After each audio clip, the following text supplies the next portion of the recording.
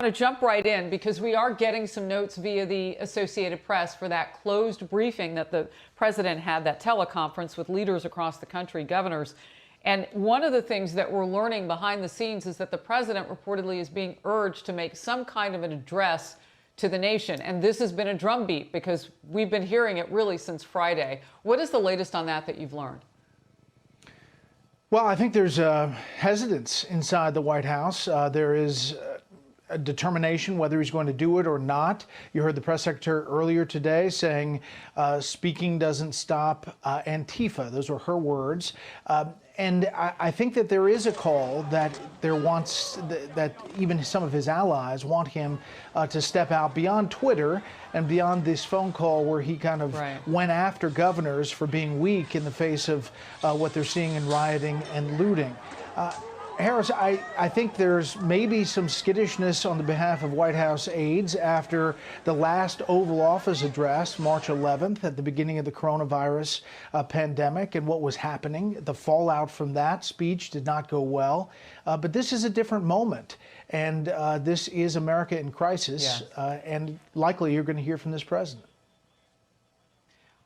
You know, politics always being what they are, there is always a political opposite side to things, and that's certainly playing out today. Joe Biden is going after the president today while he was meeting with black leaders at a Delaware church. Let's watch some of that.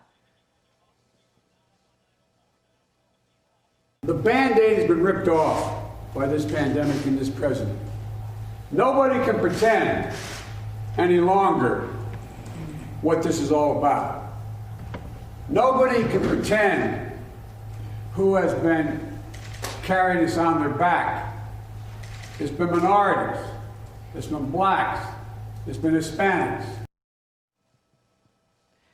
Brett, I know that this has only been a short period of time when you look at the entire history of the world, if you will, in terms of this pandemic.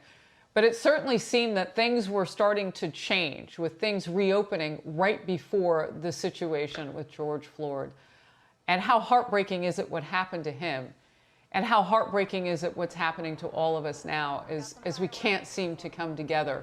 You saw the governor of Minnesota just moments ago saying that they're going to go on with schedule. It's June 1st. It's 85 degrees in Minneapolis. And having lived there, that is rare to get that kind of weather. And we pray that it lasts for a little while there and that they warm up and that they can open those restaurants with outdoor venues. But what does the president need to say? On one flank, he's got Joe Biden coming out now. Joe Biden is out. He's out of the basement. He's talking. On the other, we have got to come together as a nation. It's complex. It's nuanced. And it is...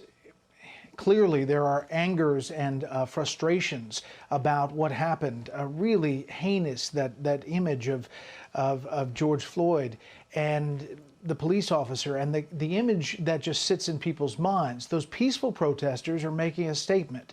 However, they're being co-opted by rioters and looters and different groups. It could be Antifa, other groups, but it's chaos in a number of these cities. There are more National Guardsmen called up now than they have since Hurricane Katrina.